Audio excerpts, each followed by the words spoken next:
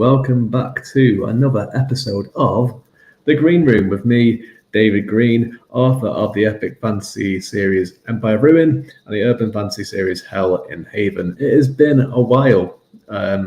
We were meant to be here last week, but I got very confused about days and realised I was not in the country or the time zone to do this show. But here we are. Thank you, everyone, for joining in to another episode of The Green Room. And with me today is Karina Kantas, who you all know. She does everything, not just an author. She also promotes and gives authors visibility since 2015, as well as many other things.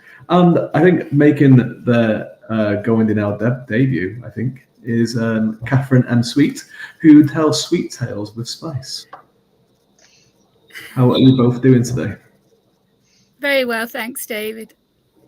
Okay, so I'll let you do a better introduction of yourselves than what I did. So, Karina, why don't you go first?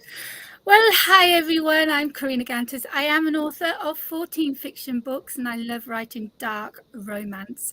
I'm also CEO of Author Assist. I do give authors help with their promotion. I also publish, and I'm also executive director of Author Community on Easy Way Network. I'll tell you more about that later.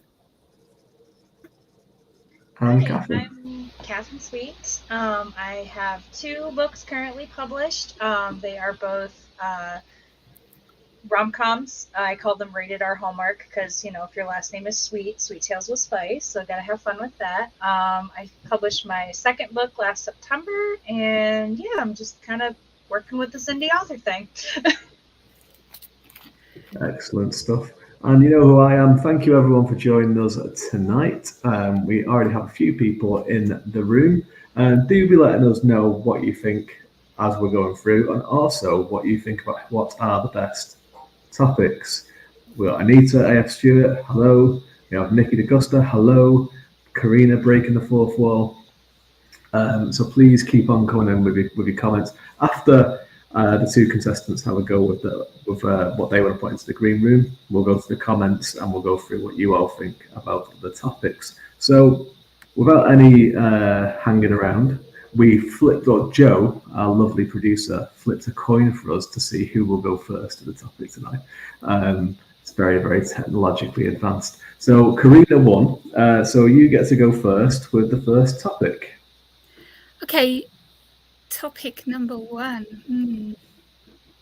So my first topic is about trigger warnings. It seems that society is getting more and more sensitive, and you have to be careful with what you say and how you say it and who you say it to. Our culture has gotten soft, and some of these rules are a little ridiculous. The demands made would have made you laugh 10 years ago, but now they're frighteningly the norm. I think many of you know where I'm going with this, and this is a huge pet peeve of mine, and that is trigger warnings. As an author, I don't hold back when it comes to graphic sex and violence in my dark romance novels. And you'd expect there to be sexual violence, gun trafficking and murder when you write about an outlaw MC. You should expect dungeon, torture, chambers and questionings when it comes to mafia. I don't hold back when it comes to details. I want to drown my readers in the experience as though they feel like they're in the room watching. If I trigger my readers, I know I've done a good job. Hey, I triggered my editor and she was ecstatic about it. Women love my books. They love the darkness, the sex mixed with violence, brutality, the explicitness of the scenes. My dark romances have become my bestsellers and they've won awards, and my dark mafia thriller Broken Chains has also been translated into 4 languages. My book cover clues the reader in to what is going on. There's no nakedness, but there's a gun showing on the cover, and because of this, Amazon refuses to allow me to advertise. My blurb certainly describes what the reader's going to get. That, along with the cover, should be... You'd have to be naive not to know how dark and explicit and graphic the book's going to be. And I did this for one reason only, to make sure I didn't get any low-rated reviews and people complaining about the content of the book. And it worked. However, most of the reviews I received used the word trigger. They never said that the book needed trigger warnings, but the reviews warned that some people could be triggered by the content. And here is my problem. It seems it's self-published authors that always get penalized for this. That we are expected to mention that there should be possible triggers in the book and even list them on the book blurb. But my question is, when are we going too far? Could people be triggered by a mention of past suicidal thoughts in a book? Could a person be triggered by a dog attacking the main character? We all go through traumas in our life, and for authors to make their books relatable and as close to reality as they can, the main character has to experience a trauma or two. So it isn't mandate for indie authors to put trigger warnings or to list possible triggers, but when are we going too far? If an author puts a warning, there are numerous scenes in the book of sexual violence, then the reader knows what they're getting and they're warned. If they put, there is a mention of past suicidal tendencies, if you went through any book, you would find something somebody could be triggered by. So why don't you see trigger warnings in best-selling authors like Stephen King, Susan Collins, Hunger Games author, and David Pelzer, the author of A Child Called It? Now, Stephen King is the master of horror and thrillers. His books are dark, gruesome, chilling, and bound to contain numerous triggers. And The Hunger Games, which is a trilogy about a game where you have to kill off all the contestants to win. This is classed as a child to young adult read, and the slaughter can be brutal, as she describes. And then there's a book that triggered me plenty, A Child Called It. It's the only book I've ever read that has triggered me. I had an idea of what to expect, but what I read was so much closer to home than I cared for. I'll never pick up the book again, but it was an amazing read. But again, no triggers were needed on the text, on the cover, or the blurb, because it clued the reader in on what to expect. If trigger warnings were such a big deal, why aren't they world-famous authors leaving warnings on their blurbs? Why doesn't publishing houses do this for their authors that write any kind of dark thriller, romance, horror? The list could go on. My point is, it seems that indie authors are the ones that get into trouble for not mentioning triggers. And why is that? What should be classed as a trigger? When does it start getting ridiculous?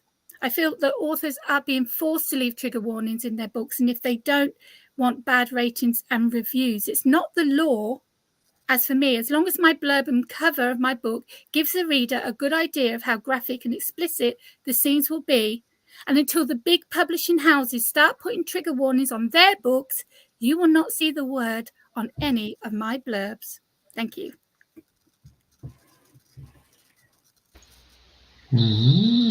Very interesting. Very good. Kathrine, have you used any trigger warnings on your books? I absolutely do. I You do? feel like it's an accessibility issue. Same thing as offering a wheelchair ramp or making sure that we have guiding posts in line. And I realized that, trad publishing isn't doing it, but there's a lot of things that trad publishing doesn't do first. That it ends up being smaller things that go first because trad publishing is trying to do mass appeal. And using words like trigger warning might lose some of your audience just because you've used the words. And I think that that's a shame because we want to make sure that we're giving accessibility. And I personally, not much triggers me. I have walked into books blind and absolutely had experiences where I've had my heart broken. I have felt nauseous. I've read something where I couldn't touch orange juice for a very long time because of a scene describing the after effects of injury to a child. I don't want that for anybody else.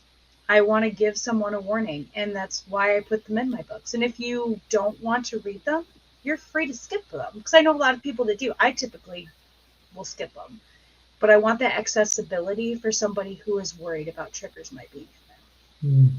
It's an interesting. I think it's one of those things again that could be a whole episode on trigger warnings, and there probably has been, but there could be another one. And there's some really good points that Karina's raised there, and what you asked as well. It's interesting to know where is the line though as well, because there is, especially if someone who like for me, for example, I obviously love books and everything like that, but I don't really get triggered by stuff. I'm more one of these people that are like, it might be challenging, it might not be, or what have you. So I have used trigger warnings in one book because I thought, well, maybe I should for this one particular thing. But then that was like a personal choice. So it's interesting to see, what is it? What do you label and what do you go through? Obviously, Karina, you feel quite strongly about it, that it should just not be done at all. It wasn't done 10 years ago. Like I said, people are so sensitive now that that you feel that you need to warn people that what's in your book. But like I said, these authors from the main houses, they don't do it. Why should we? Because it only seems to be the indie authors that are doing these trigger warnings. And it only seems to be those reading indie books that leave the reviews saying, this should have had a trigger warning, or be warned, this book could have triggers. You don't see reviews like that in, like I said, Stephen King or David Peltzer's reviews. You don't, because people expect that from the blurb, from the cover. They know what they're getting. And that's what I'm hoping, and so far it's worked, is happening with my books. People know how explicit, how violent the books are in my dark romances. They know what to expect, so then they know they're going to get triggered, because I'm going to make them get triggered. And I think if you can do that to a reader, then you've done a really, really good job. Yeah. Okay. Let's have a look at the comments for this one before we go to Kathrine. So Nikki, it's cool that indie authors get to be at the forefront of trigger warning frontier. We lead the way as a grassroots always have. That's a good point. We, that's that good points about trigger warnings. If we have to, the trad authors should too. Another good point. Nikki, genre matters. I think when you go into horror, you should know that anything can happen at any time. Yes, that's part of the fun. But trigger warnings can be skipped over by those who don't want spoilers. Yeah, and triggering in books can lead to healing trauma as well. You're arguing with yourself here, I think, a little bit, Nikki. Like you have to. Love it. You got opinions on this one. You just can't decide. Thankfully, you don't have to decide which one is the winner of this round. I do. But we will go on to the next part of this topic, and it is Kathrine's go. Yeah. So my first topic that I want to talk about is absolutes in writing. Like you have to, or you cannot, or those like hard, fast rules when you're doing writing. And the biggest example I'm going to use is what I got told over and over again is remove all your filler words, like that and very and so and really. Like you have to take them all out. The goal is to have 0. And no, absolutely not. I write a limited third person POV. So you're seeing inside the character's head, and I have characters that ramble and definitely use filler words. And while you have to be careful and edit and make sure that it's used appropriately, I don't believe, for the most part, in absolutes in writing. So that's my big thing, is writing is a creative process, and you have to figure out what sounds authentic when you are writing those characters, and what in that narrative and what in that structure. And if you think that character is going to say so a whole bunch, even in their thought process, do that. Breathe life into that, and don't be held down by these absolute theories of things you have to do. All right. Hard and fast rules. What do you think about hard and fast rules for writing, Karina? I sadly have a list. When I finished doing my first draft, I then go in and I search for those nasty words that we're not supposed to be using.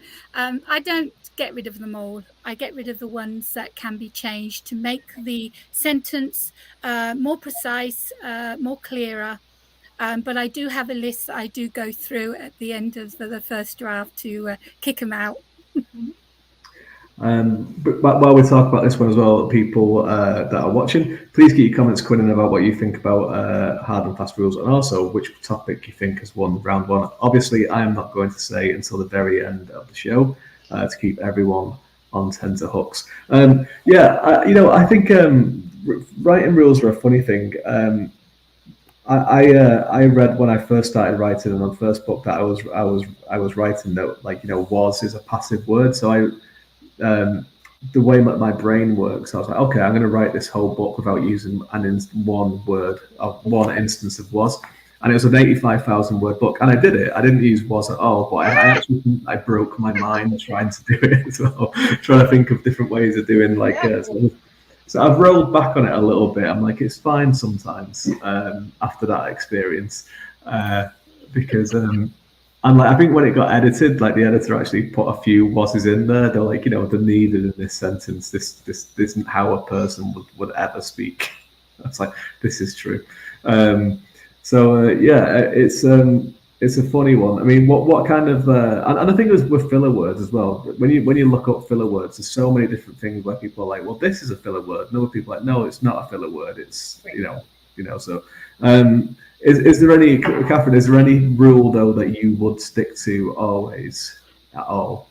At all, I think that one of my big things is, for me as a writer, is not to use any derogatory language that I wouldn't use out loud if I were speaking to somebody. Mm-hmm. Like, if there's a word I wouldn't say out loud to somebody's face, I won't write it. Okay. But that's the thing as well. Like, dialogue is different, isn't it? Like, so you have a lot of these kind of rules, but it shouldn't really count in dialogue, because dialogue is dialogue, and people speak in different ways, don't they? Yes. People don't always speak perfect English. Yes, my first two books mainly take place in Texas, and with the Texas dialect, you drop the G off of a lot of words. So instead of walking, it's walking, and like, you would drop that G off. Whereas I'm from the Midwest, we'd turn our T's into D's. Yeah, that's all right. So what words will you not use, Karina? You said you go through and you search. Yeah, one thing on my list is the ly words, because you're not supposed to use them, and some of them you don't actually need. Some of them you just automatically write them when you're doing your first draft. Everyone knows you write your first draft, you get it out. Doesn't matter what you've done, how many rules you've broken, then you fix everything on the second or whatever. ly words, a lot of them aren't needed.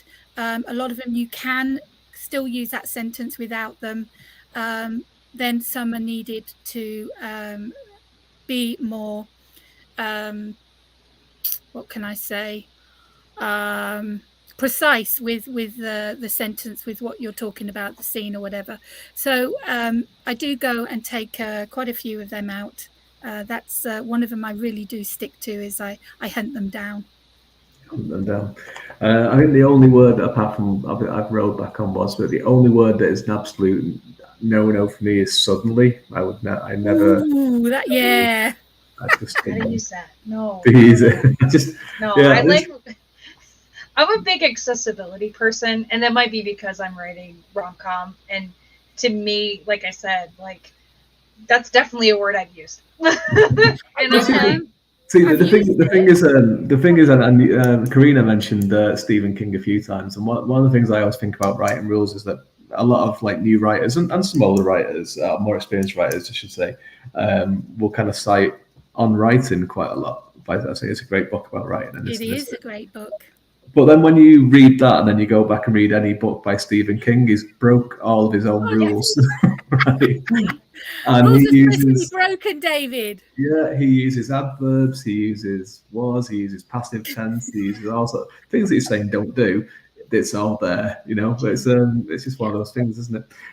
Very interesting. So let's go and have a look at the comments, and let us know while we're looking at these comments what you think is the better, is the one that should win. So Nikki is arguing with herself. That is, glad you're not outside. Karina smiling. I see both sides. Both are valid. So do what you want. Okay, well, I will do what I want.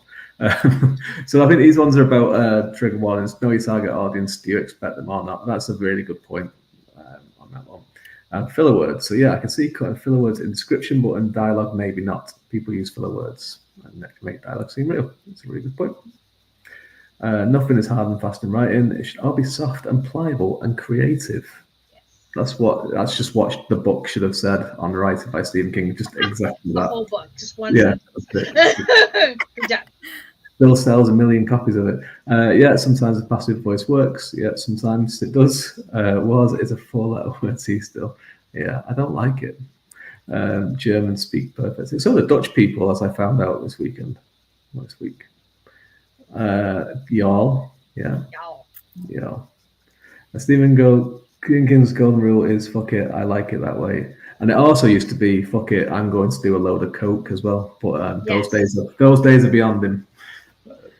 So I think we have to say that in case he's watching. So let me know what you think was the winner of that round as we move into. There he is. There he is. Nice. There he is. He's talked about it himself plenty of times. Topic 2. So because Karina went first in that round, Kathrine gets to go first this time. So please take it away. Yeah. So the next topic I want to talk about is less than in writing genres, or types of writing. So the first 2 books that I wrote were rom-coms. And a lot of the writing group that I was working with was either writing romance or dark romance or fantasy. So I was kind of like the little odd little sunshine out in this little group. And we were having a conversation one night, and one of the girls goes, "Oh, well, yeah, but you're just writing a rom-com, so it's not really that difficult." And like does this sort of dismissive, it's not as good of a book because it doesn't have the dark themes, or it doesn't have the epic world building, or it's a less than, I think. And that's even going, broadening out. Think about the way like traditional authors talk about indie. Oh, well, it's just an indie book, so like it's not officially published. Or the way people talk about, people who write fan fiction. Like that's where I cut my teeth, was writing fan fiction when I was a teenager. And that is you write fanfics? Oh, I mean, I guess it's writing. So I don't subscribe to that theory of any kind of writing being less than. There is writing as you're learning, where you're getting better. So like obviously what I write now is much better than what I was writing at 16, but it's not a less than form of writing just because it's not a high fantasy epic sprawled across 22 books kind of thing. But yeah, I think I hate that's one of my big pet peeves, is I hate the idea of somebody's writing being less than just because it's not this particular genre or this particular mode. I really like how you're using fantasy as a comparison there, because like most fantasy writers are like, when you say, oh, I write fantasy, like, well, it's not especially where I live in Ireland, like what. It's not real writing, is it? Okay, so it's all make believe stuff. And it's like, well, it's no. Yeah. Writing's pretty hard, isn't it? In general, it's not an easy thing to do.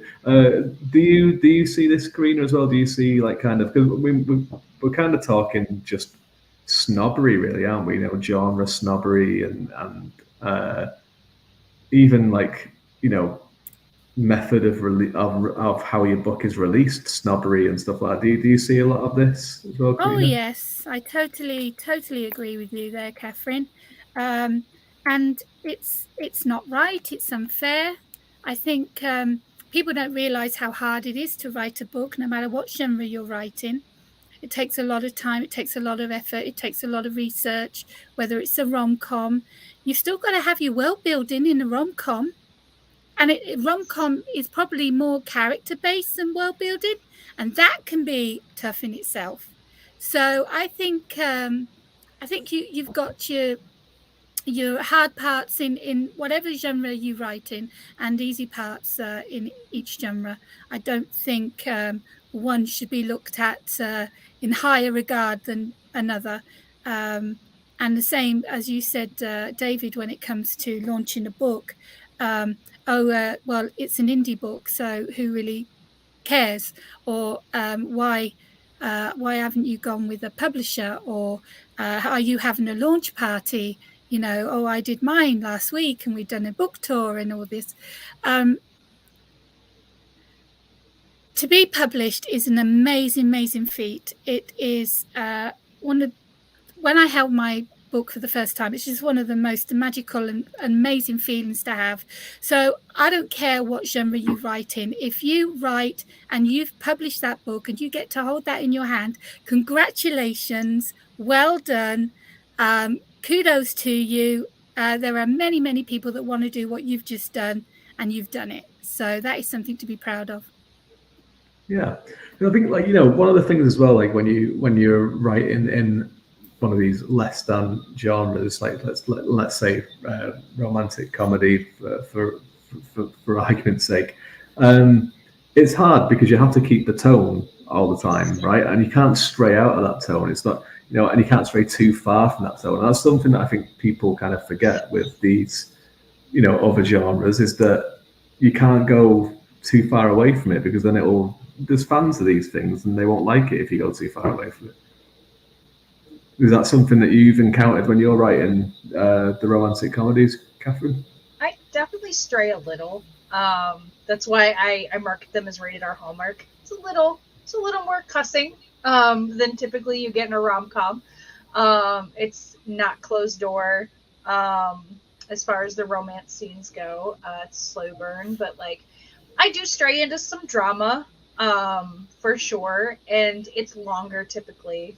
My books are typically a little bit longer than you get in a traditional romantic comedy, which is one of the reasons I went indie, because I knew a publishing company would be like, okay, you have to cut this much out and you have to change all this, and this has to be like all fluffy. And I'm like, no, I tell blue collar humor, and yeah, we're gonna make jokes about being orphaned twice. Yeah, that's totally normal. Yeah. And one of the funny things before we move on to, and please, people watching, let us know what you think about this one, is that it's not something that you just get in kind of like between different types of genre and everything. It's actually in the same genre a lot of times. So like, obviously I write a lot of fantasy, and you have different types of fantasy. And one of the kind of ones that has risen over the last few years is cozy fantasy. And you get a lot of people really looking down on it because it's like, oh, there's no stakes, and it's all this, and it's all this, and it's this. And it's like, yeah, there might not be stakes as in the world is ending, or like, you know, this kind of stuff, but there's still stakes. There's still going to be conflicts. There's still going to be conflict. And, you know, it's, again, it's that tone thing where it's like, you know, if you're wanting to do a cozy fantasy, you can't suddenly just bring in something where it's like, well, yeah, the world actually is going to end, and we have to go on this quest now to fix it, because people are like, hang on a second, I wanted the found family nice little thing that's set in like a nice fantasy world, and this isn't what I'm getting now. So yeah, it's a tricky one, and it's a good topic. These are very difficult already to choose between. So Karina, actually, before we go to Karina, let's have a look at the comments, what people have been saying. I'll try to. No, Maybe don't do that. Do it, and see. You can come on to Go Indie now and tell everyone about the experience. Yeah, be yourself. Sunshine. All stories are needed. Yes, they are. I hate the less than mentality. Horror gets dismissed all the time. It does, and again, like different. You have like different like thrillers are okay, but then splatterpunk is like, you know. I don't think so. I don't think so. When you're alpha, you're an alpha. No matter what you write, that is correct. I agree with that. David lives in believe he's Man United fan after all. Yeah. Just think about the good old times. I'd say a rom-com is hard writing. Romance is tricky, and so is comedy. Yes. Putting two together is twice the work. Yeah. Why do you do it? It's chasing your tail.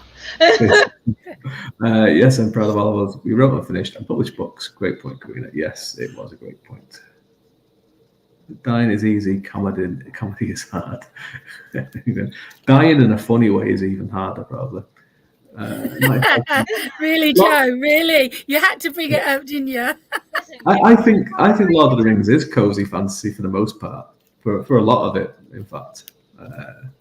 Yeah, it was. Yeah. And I'm sure something cozy will do very well in Spiffbo again this year. without a doubt. Okay, Karina. Are you ready? All right then. Okay, so I hope that many of you know what Kindle Unlimited is. And for those that don't, let me just give you a quick rundown. This is a book club from Amazon. Readers pay a membership and they get to read any of the books that are in the Kindle Unlimited club for free.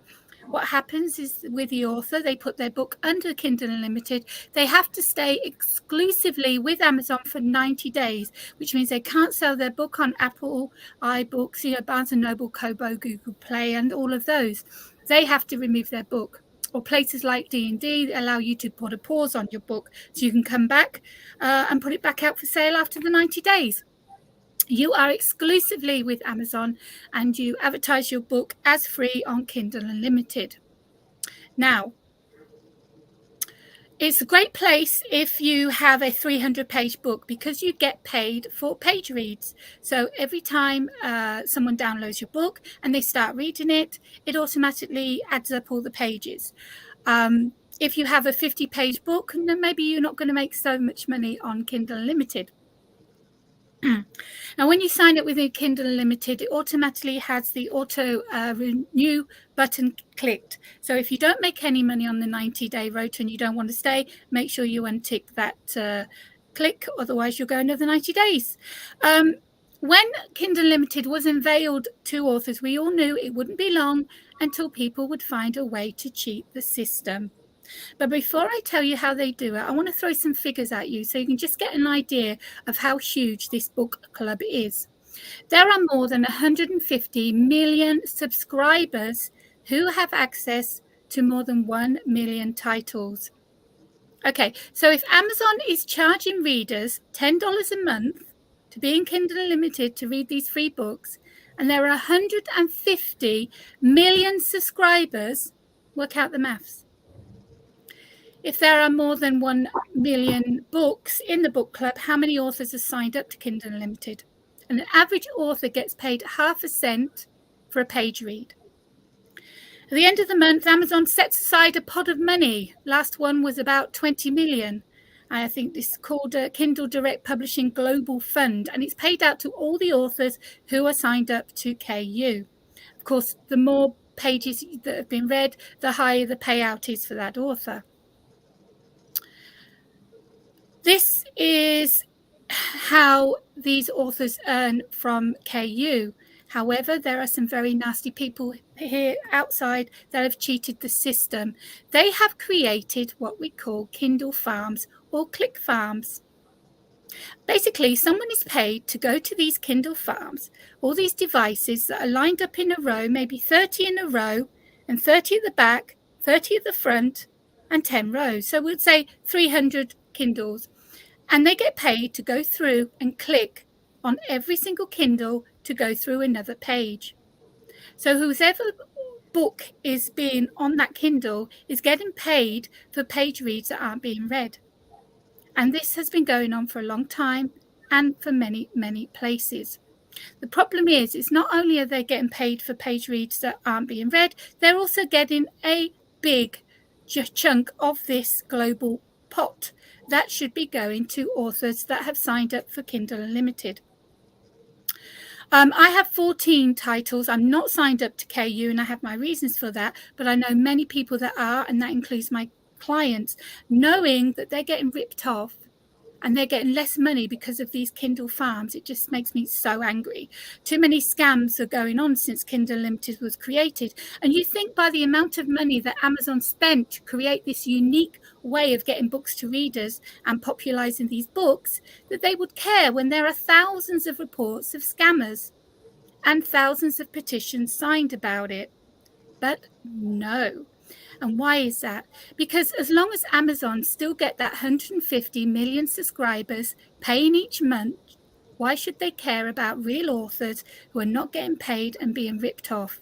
Until they do, Kindle click farms will keep on existing.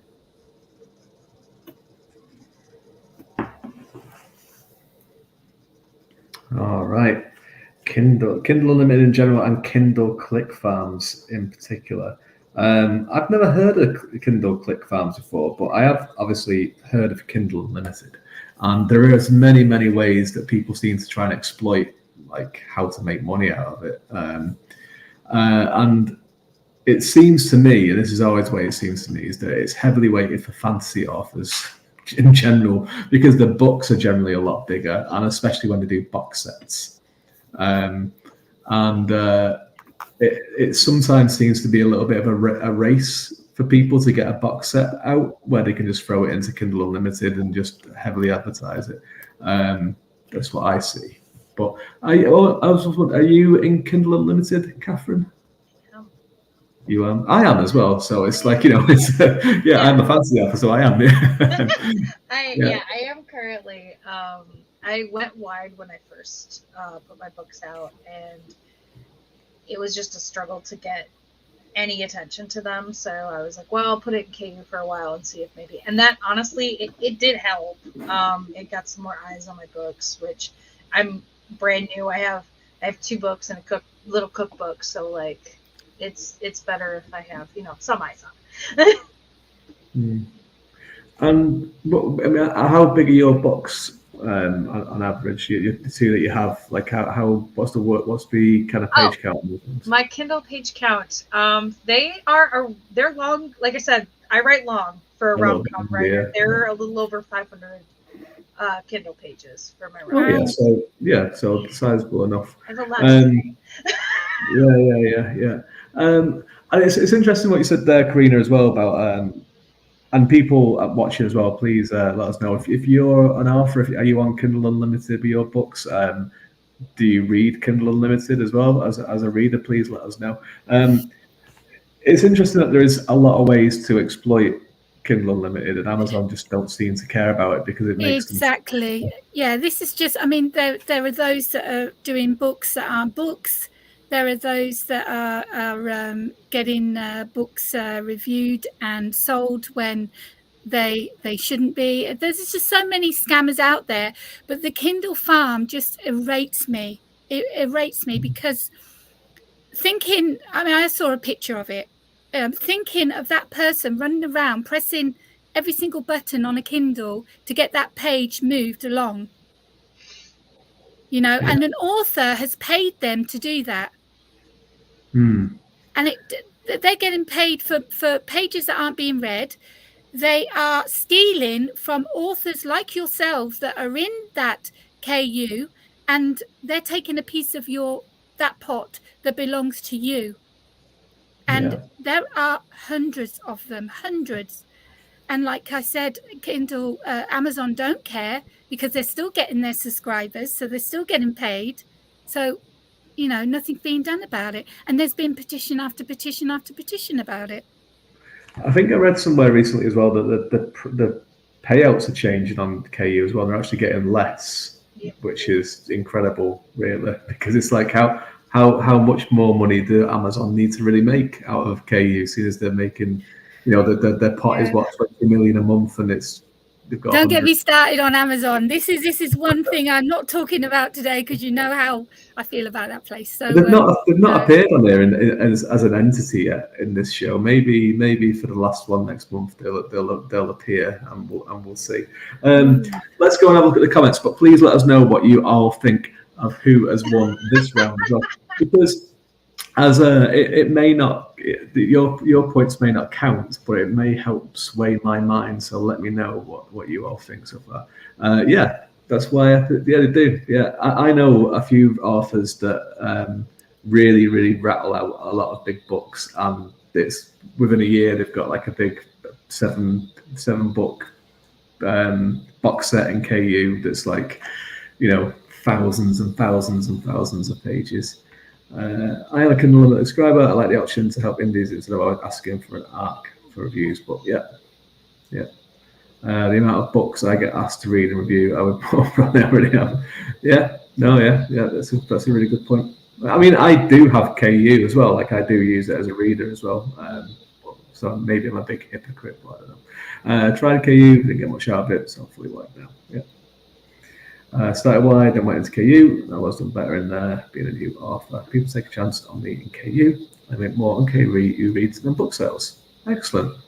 I'm glad it's working out for you. It's a mixed bag, I think. A lot, you get a lot of people that do really, really well on it, and some people that just can't crack it for whatever reasons, and then there's some people that do too well out of it that Karina has highlighted.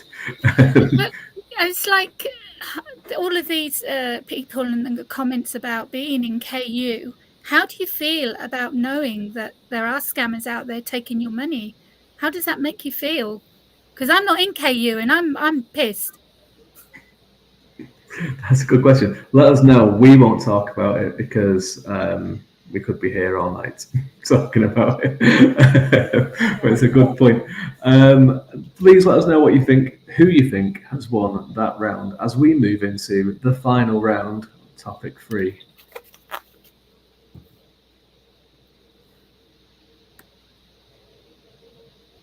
And Karina, yes, thank you, Joe, is on the ball. Go ahead. Yes, Amazon. Yes. All right, okay. I'm going to tell you a little story about a teenage girl with stars in her eyes. She wanted to be the next Essie Hinton, with dreams of getting the book she wrote in times of violence into school libraries and into the school curriculum, just like The Outsiders was. But after rejections from agents and publishers well into the double figures, along came her saviour, a publisher by the name of Meadow Books, also Diggory Press, a Christian press that told her they would publish a book, get it printed and sold in stores. It was exciting, and she felt like they understood her novel. They made her believe that she was meant for great things. But when the first delivery of 20 books never turned up, that was the first red flag. And when she was told she hadn't sold any copies, that was the second. But she was still naive and listened to their bullshit stories and reasons and excuses. And she was about to publish her second book with them, until someone contacted her, another author from Diggory Press, who was representing a group of authors who were taking the publisher to court. Apparently, many of them were unhappy with the service. They'd been ripped off. They'd ordered books that never turned up. The books were not printed well. It wasn't edited. They never got paid for sales. He asked what my experience was with them and if I wanted to join with another 14 authors. I was living in Greece at the time and this was all taking part in the UK, so I couldn't go over to the court. But I did write a testimonial about my experience with Diggory Press Meadow Books and sent the court all my email communications with them. After the court date, I was told that they won the case. Yay! But then the couple declared bankruptcy and the authors never got a penny. And apparently a week later, they were back out under another name.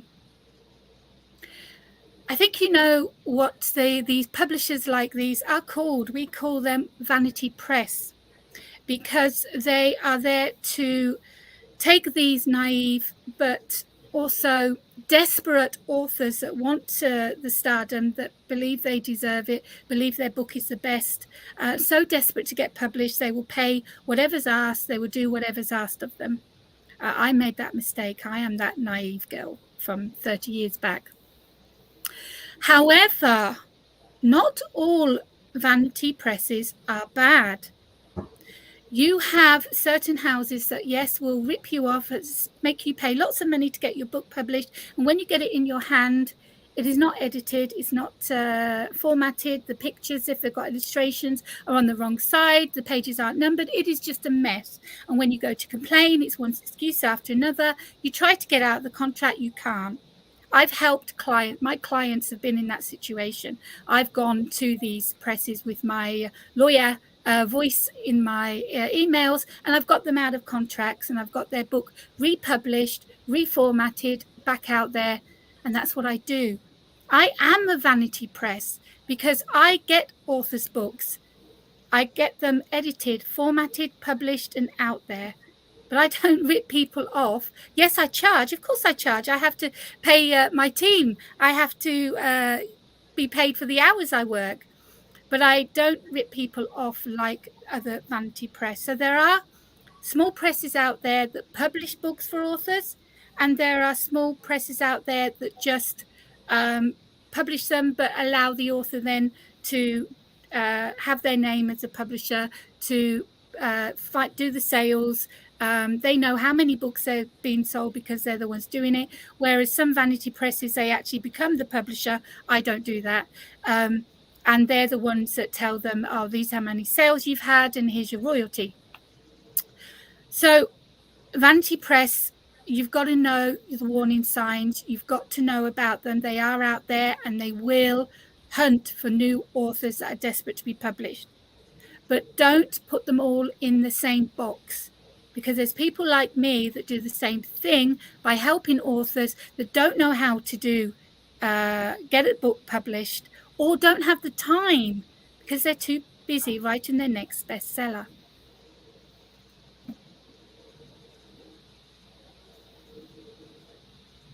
Sorry, I'm just making notes. Oh, I'm sorry to bother you, David. Shall I carry on? I'm not wearing glasses tonight, as you may have noticed, and I can't actually see without them. So I'm trying to write. And you're in the dark.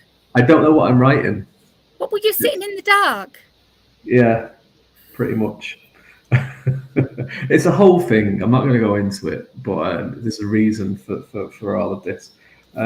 So basically, there's vanity presses that are making a bad name for people that are trying to offer services to authors. Is what you're saying, and we have all come across these vanity presses, and they spawn into many different places, and not just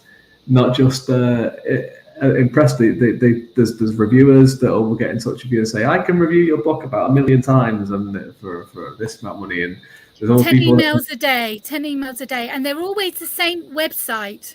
They're always the same website. We have that many people, subscribers on this website, and you know that they're all connected.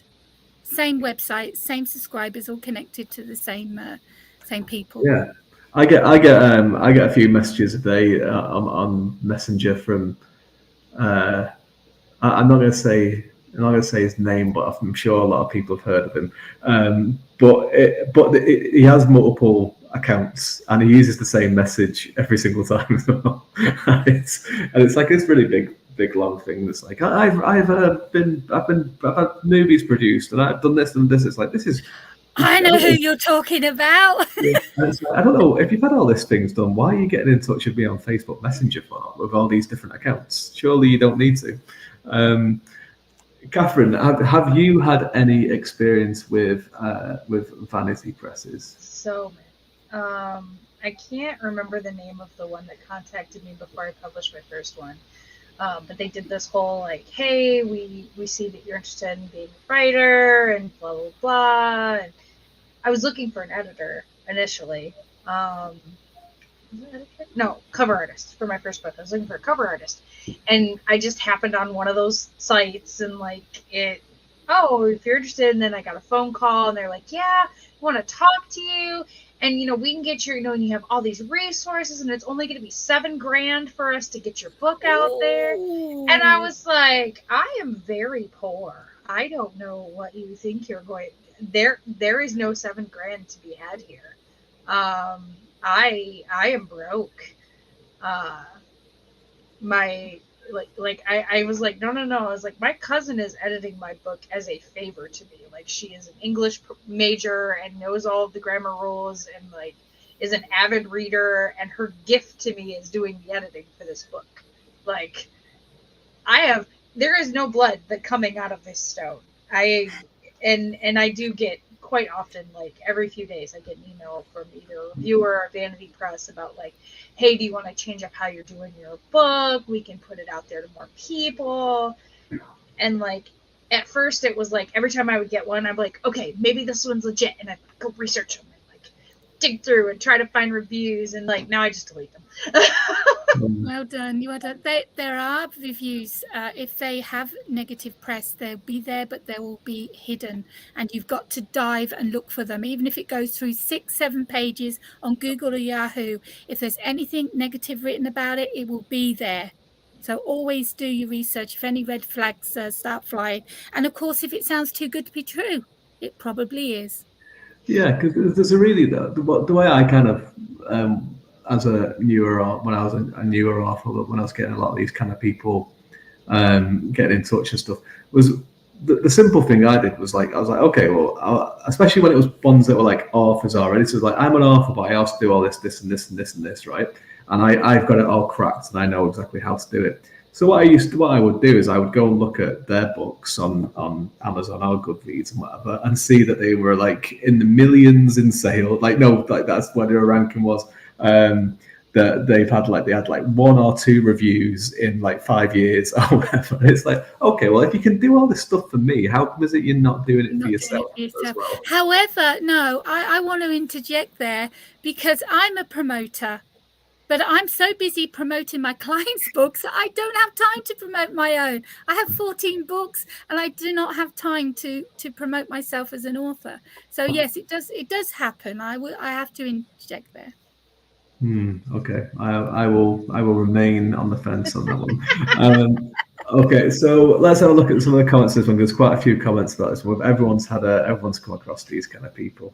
Let's have a look at these comments. 1-1 for Joe, making it difficult. Round 1 is a tie for me.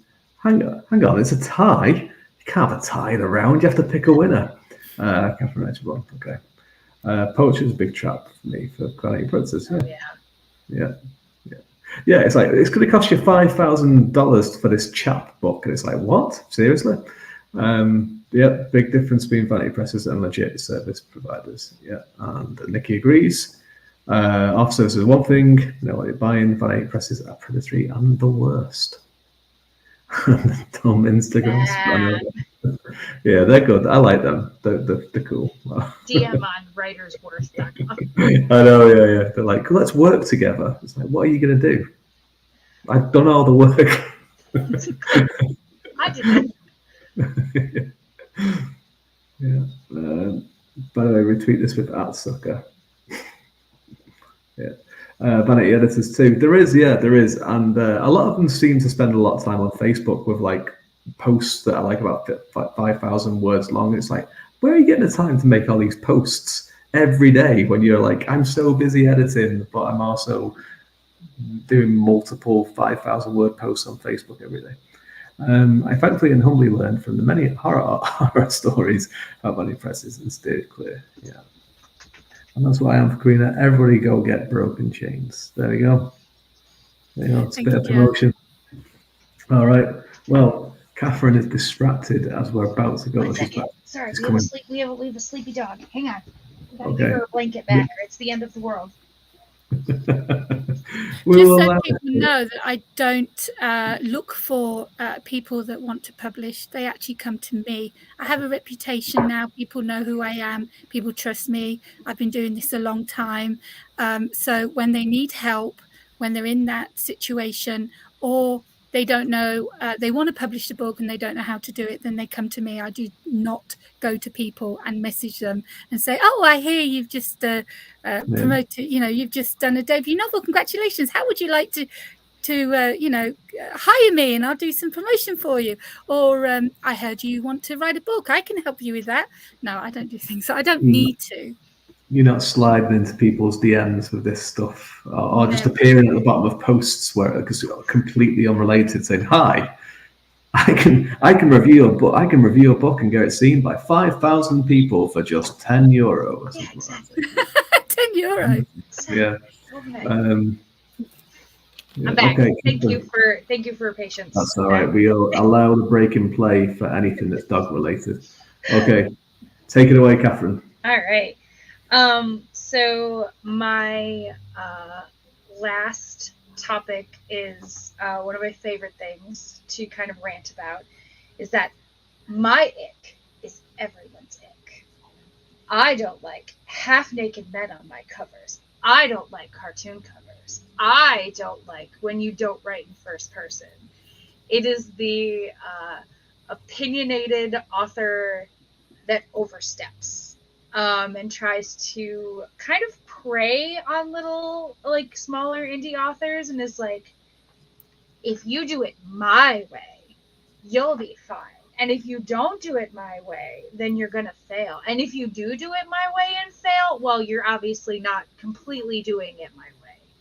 So it's this, what did we call it? The overbearing mother author that when you get into either a writer group or you're working with a community, they want to overtalk the conversation and kind of try to mold everybody to their way of writing and their opinions on what a book should look like, versus letting everybody grow organically. Because I've helped out my friends with writing before when it's not my thing.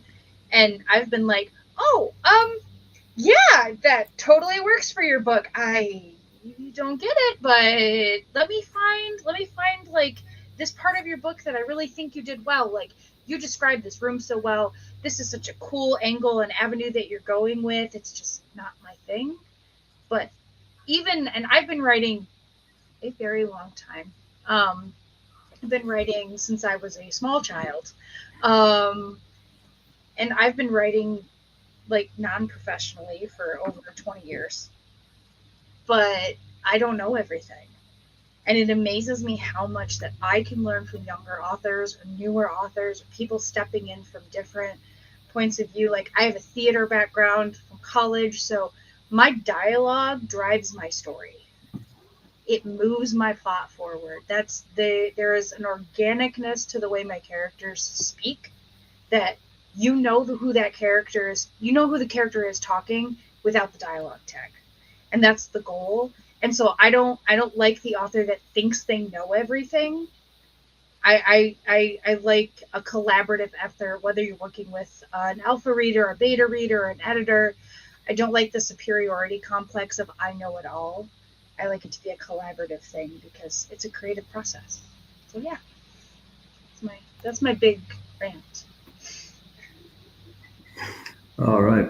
I like collaborative processes too. I'm very lucky that I have two beta readers that I work with all the time now. And it took me a while to find both of them. And one of them is in the comments today. It's Nikki, who is a fantastic author in her own right. But what she does is, and this is one of the things that I have noticed, I agree with you, is that you get a lot of authors sometimes that are like, don't write it this way, write it the way that I do, and they try to rewrite your book in the way that they would do it, which is just madness.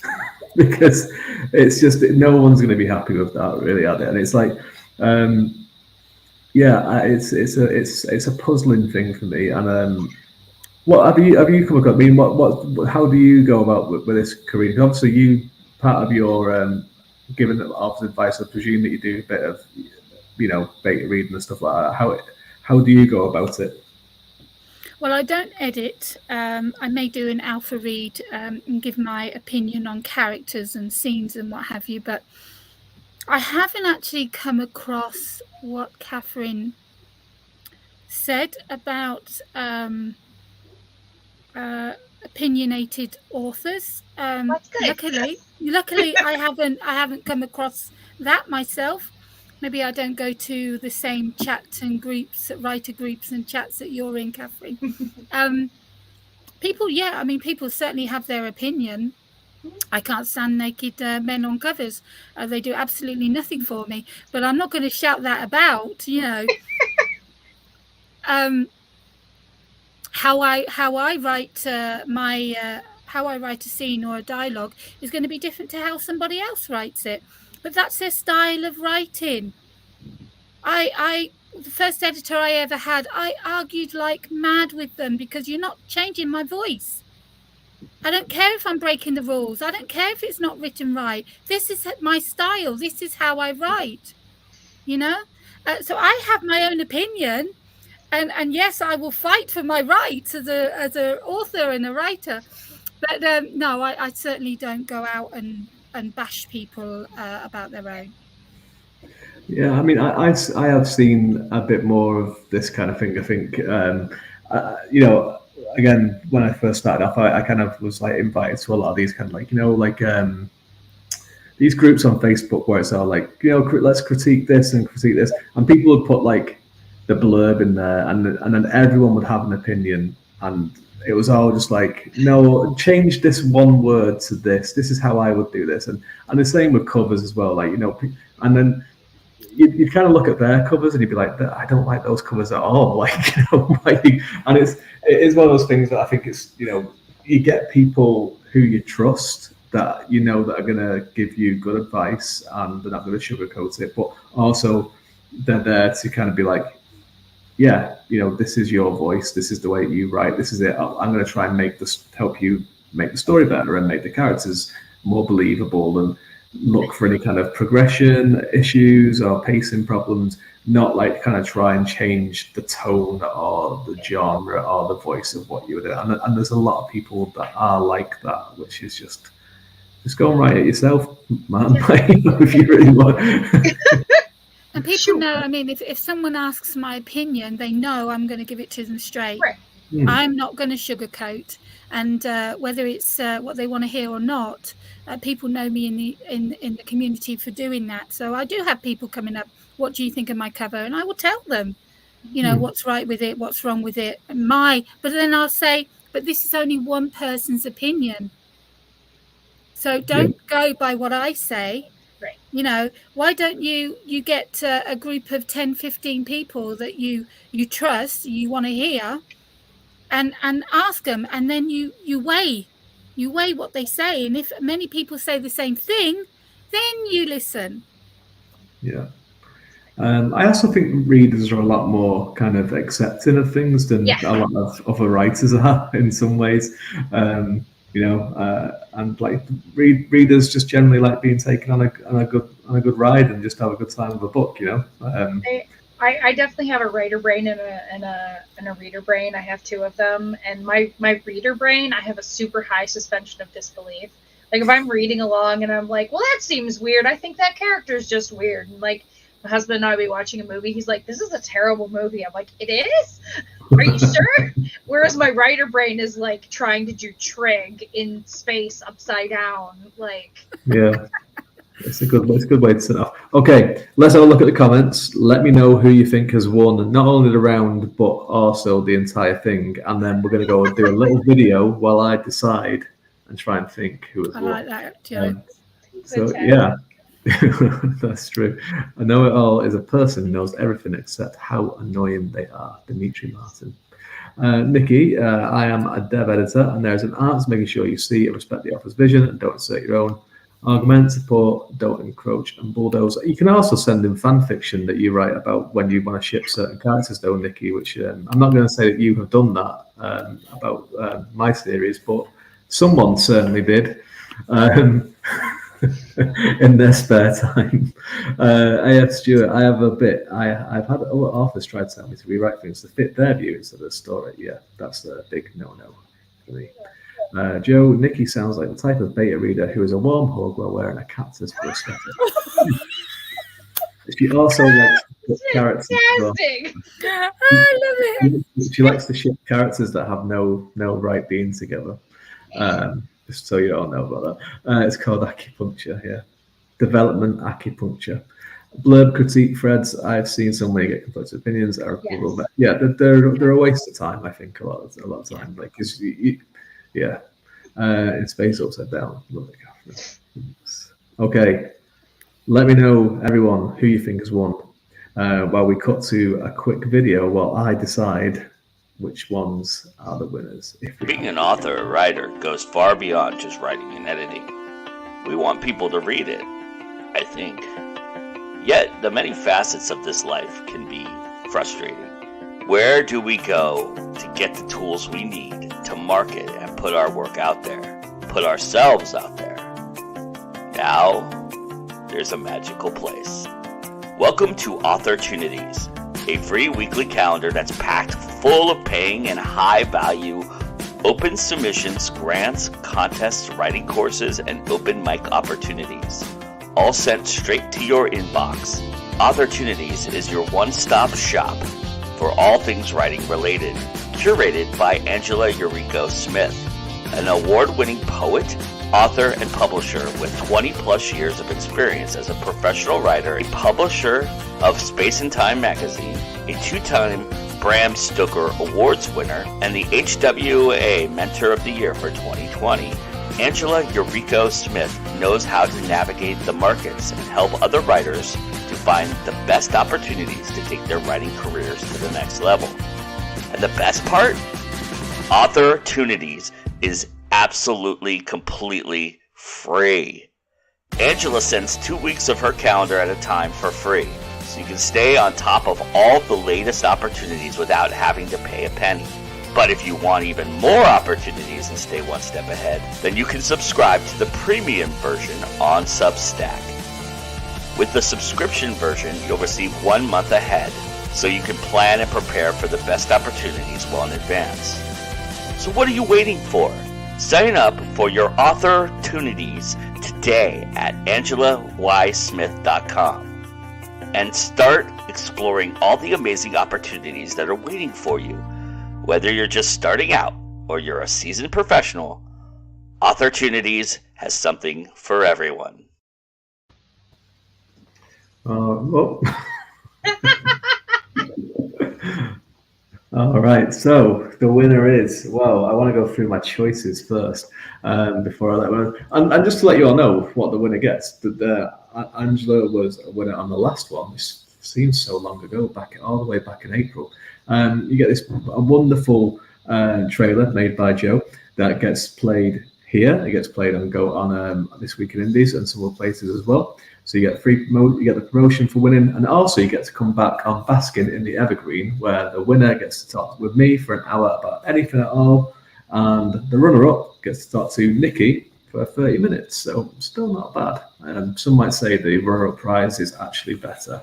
I definitely would do. I would not like to talk to myself for an hour. So to get to it, so topic 1, absolutes in writing versus trigger warnings. This was a tough one. Going through your comments from people watching, this one seems to be quite a close one, and I can see why as well. I think trigger warnings is a really interesting topic to talk about, and I can see the pros and cons of people that don't like them and people that do like them. I say I have used them. I don't really pay attention to them, but I see them in books. And absolutes in writing, I just find them hilarious that there's absolutes in writing. It's a creative process, and there's people trying to apply a lot of different types of rules on it. However, there should be some kind of rules in terms of, like, pacing and plot and character. But I think they're more like guidelines, I think. So this is a tricky one, but I think I would have to go with Kathrine's in round 1 with the absolutes in writing, with people that are being so finicky over certain rules, because let's face it, it's a bit silly. And with trigger warnings, I think there is benefit to trigger warnings every now and then. In the second round, kind of look down on genres, or genre snobbery versus Kindle Unlimited. Again, really, really close. I really don't like looking down on other genres. I think it's just such snobbery, and where I live in Ireland, anything that's speculative fiction is kind of looked down on by the kind of wider literature world that is in Ireland. If it's not literary fiction or poetry, then it's not really good enough, and it's quite annoying. However, Kindle Unlimited, there's a lot of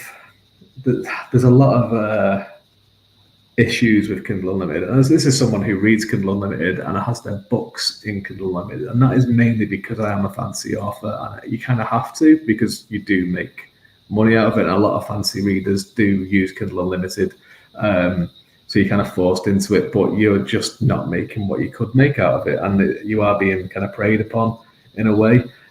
So I will go with Karina's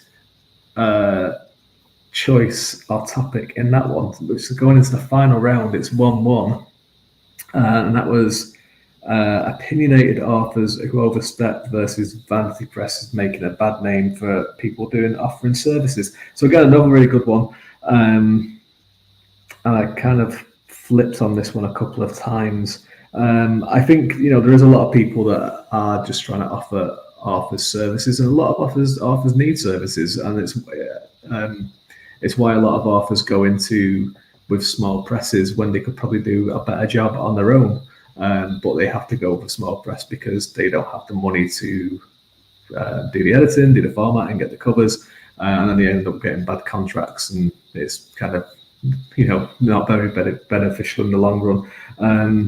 But an opinionated authors is something that I've dealt with a lot, and it's something that can put a lot of writers off, coming across people that are kind of not hostile, but very kind of passive aggressive and very kind of snobbish as well. So it's a difficult one, but I think I will have to go with Kathrine's topic on that one as well. So overall, Kathrine, you are today's winner. Congratulations. Thank you. These were all so well put together and so well argued that even if we did this again tomorrow night, I think I might change my mind on a couple of these, because I think you both have studied well and you've kind of looked at the things that I really don't like. No, play to your audience. I would never. Exactly. No, it's a really good one. Thank you so much for both coming on and doing this. Thank you for your topics. They were excellent. You will both be back on Thursday. Kathrine, you'll be speaking to me for an hour, and then Karina, you'll be speaking to Nikki, who is much better to talk to than I am. And she's much more pleasant company. So let's face it, you're both winners in my eyes. Thank you everyone for watching, and we will be back next month. And it is always time to go indie now.